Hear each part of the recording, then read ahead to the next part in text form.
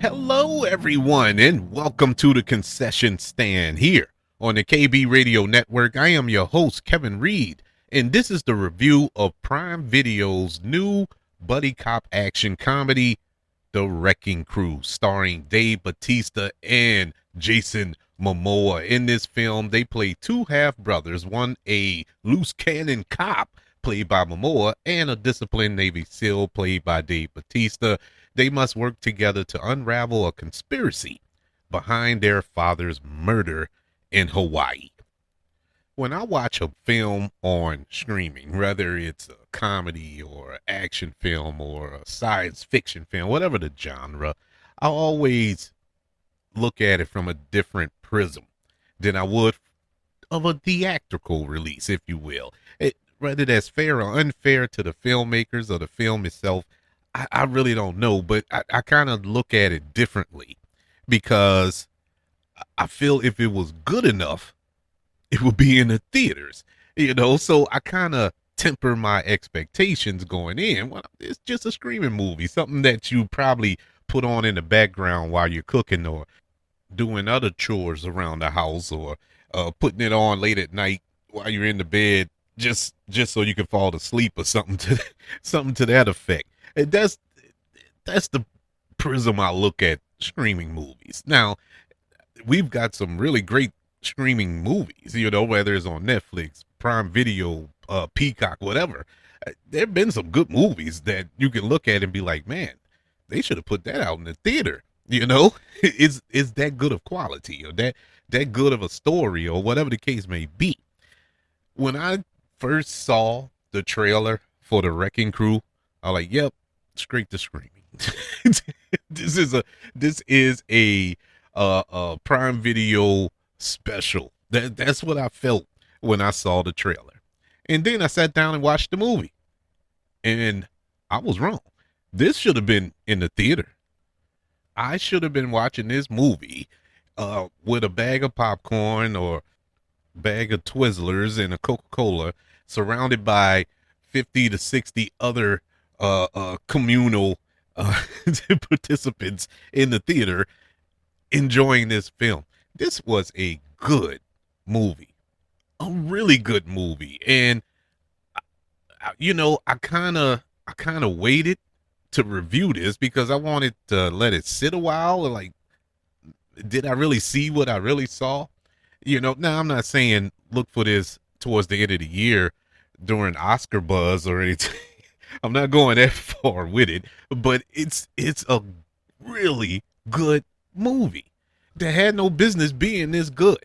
And granted, it does contain two big stars with Jason Momoa and Dave Bautista. They are really good actors, been a part of blockbuster films themselves. They know how to keep you entertained. And so I shouldn't have been too shocked by that, but the dynamic between these two actors, and this isn't the first time they appeared on screen together. They were in Doom together, even though they didn't share too many scenes in that film. They were in that Apple TV Plus series C, which was pretty good, and they were in that together. But they never were together until this film, in this buddy cop format. And this is a genre that came to prominence in the late 80s or mid 80s to the 90s, where we saw a whole bunch of buddy cop films. Lethal Weapon is like the godfather of buddy cop films. And so this is a genre or a subgenre in action that I'm deeply fond of, and we don't get a lot of them these days. And so to revisit this subgenre with these two behemoth of human beings, and and they playing brothers nonetheless. Okay, let's see how they bounce off of one another, how good the chemistry are between these two. And it was perfect. It was perfect. At no point in this film did I feel they weren't actual blood brothers. They are brothers. And as a man that have a brother, had two, God rest his soul, but I know the dynamic between brothers, and that dynamic was truly there between these two, man. The bickering, the love, even with the bickering and the fight sequence they had with one another at the midway point of this film, you can still feel the love for one another, even though it was a brutal fight, very brutal. But you could still see that they were holding back just a tad because they're brothers, And I, I I enjoyed that more than the action, the story, and everything else in this film. It was the dynamic between these two. They need to really partner up and be in more films together. I feel. I'm not saying do the Wrecking Crew 2 again, even though I would support that, but just other films. These two are awesome together. I think they brought something a little extra out of each other because as much as I'm a big fan of both of these gentlemen, they are limited to a degree. Let's be real. They aren't Shakespearean trained thespians. you know, you'll never see. Well, I ain't gonna say never because anything can happen, but it's very unlikely that you'll see Jason Momoa in King Lear or Dave Bautista in a Shakespearean Hamlet or whatever. You're not going to see all that, but they are good for what they do. They are very good at these type of films. But this is some of the best I've seen of them. They really brought something out of each other that caught me off guard, man. I was so invested in these two. I could have just watched them in a comedy. The action was just lanyap. That was just a cherry on top of the sundae. This was just beautiful, man, to watch these two perform. I was all in on that. Now, with all that said, yes, the action was amazing. This was a true throwback action movie. I mean, just balls to the wall, scrap in, you're in for a ride. And they really did not hold back on the action in this movie.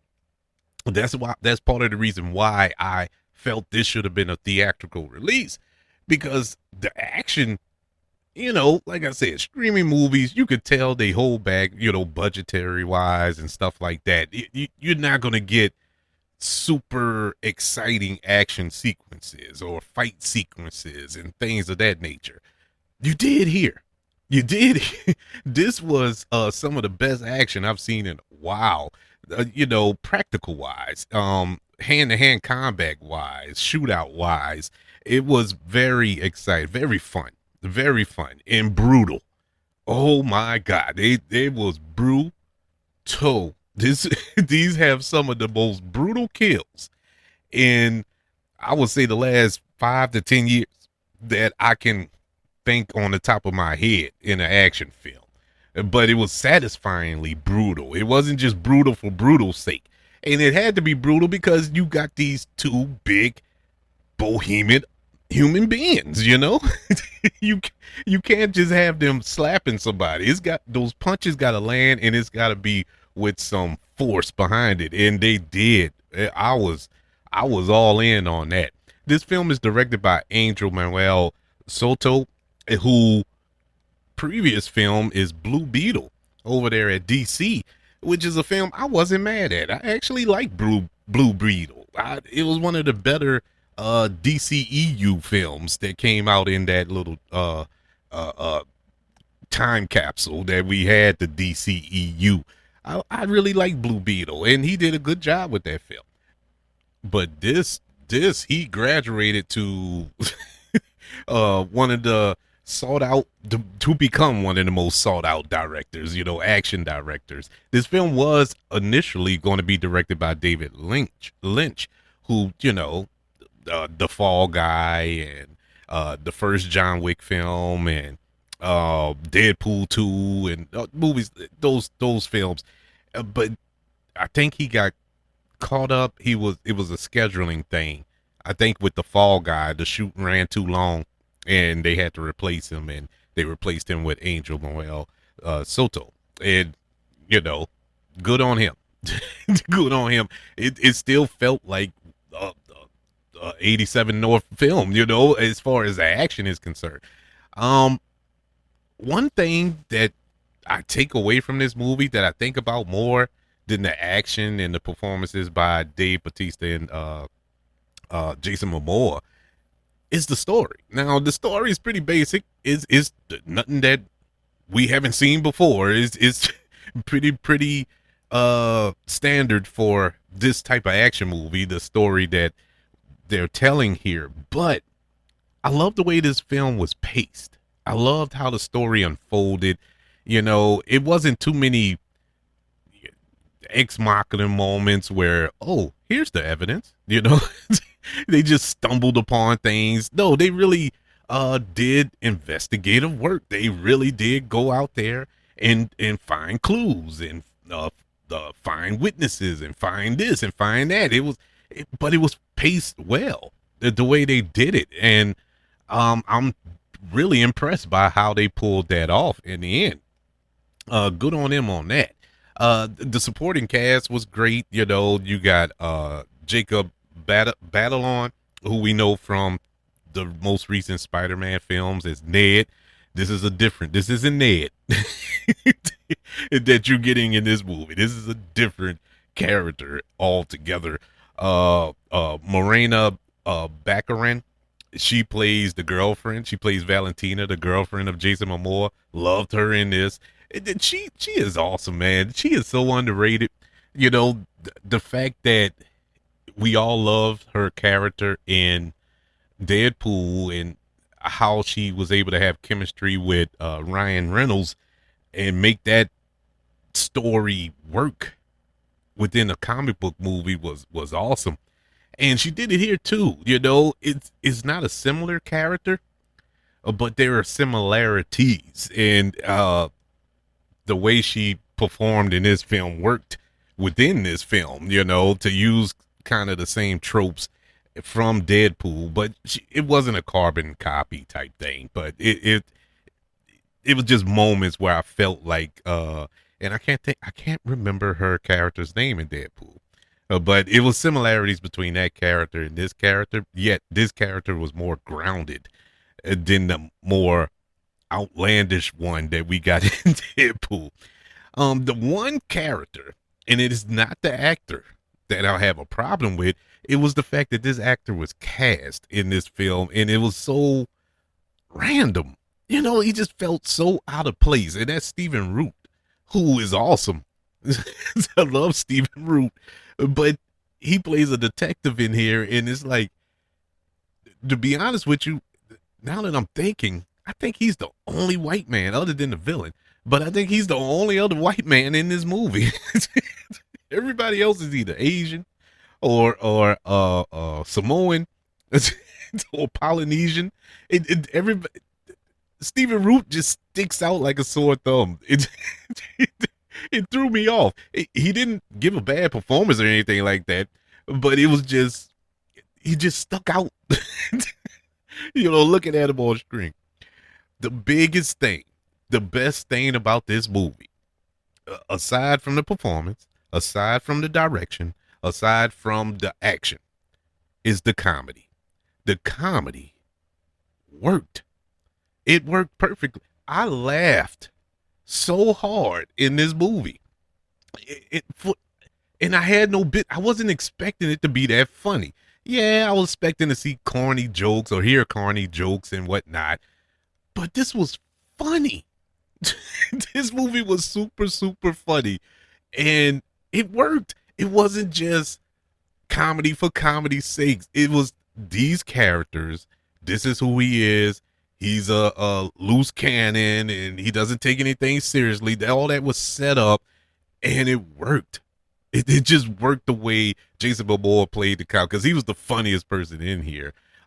Dave Bautista had some funny moments as well, but everything as far as the comedy is concerned, I actually was like, man, this is this movie has no business being this funny. I mean, funny to the point I had to pause the movie because I couldn't hear the next line. You know, it was that type of funny, and it's all subjective. What's funny for me may not be funny for you, but it it got me. It truly got me. Now, as much as I'm glowing about this movie, I can acknowledge that this movie does have issues in areas. And those issues for me was number one, some of the visual effects shots in this film were so bad.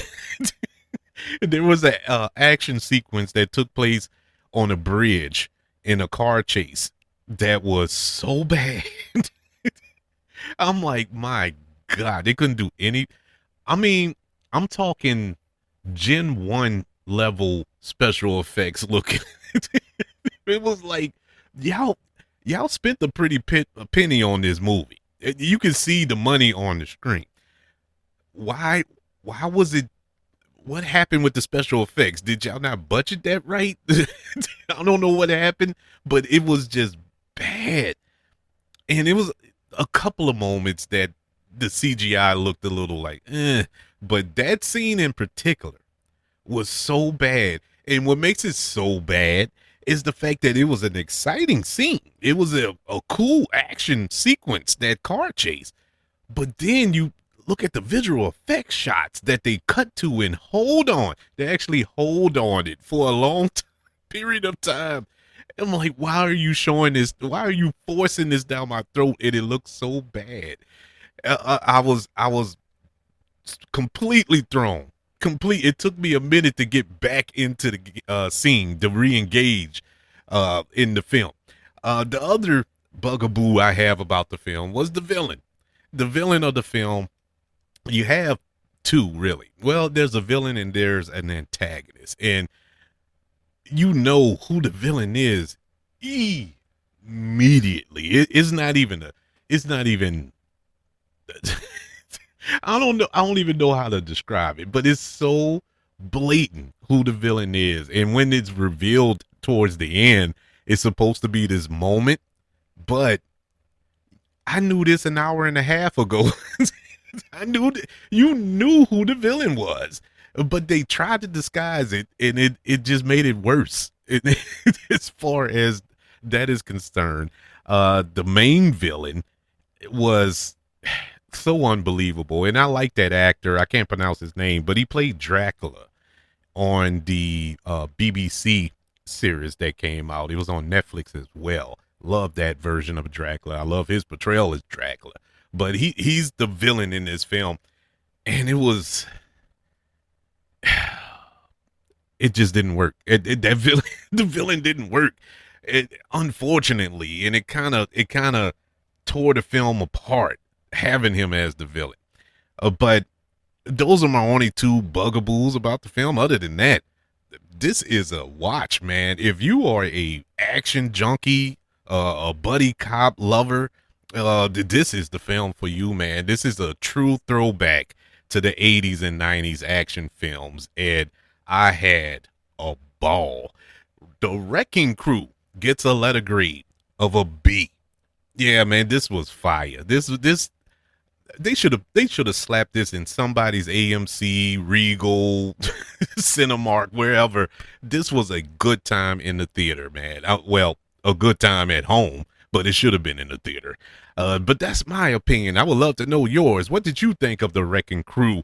Email the show, kbradiopodcast@gmail.com. You can also search for the show on all social media platforms. Just search for the KB Radio Network. Also, don't forget about YouTube. Subscribe to the KB Radio Network channel and like this video if you don't mind.